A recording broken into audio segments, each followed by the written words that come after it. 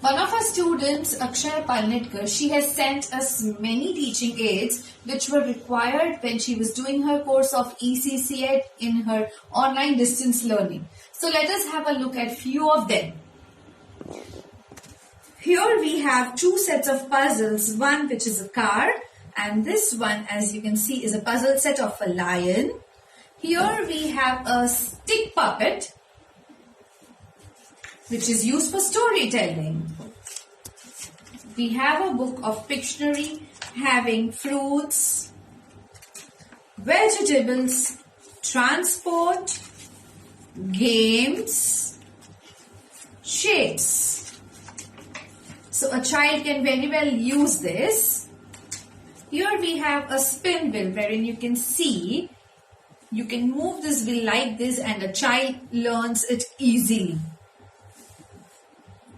So this is a spin wheel having numbers in it. And here we have a theme board of flowers. So child can understand different parts of the fruits and vegetables, and here it is shown cotton, flowers, trees.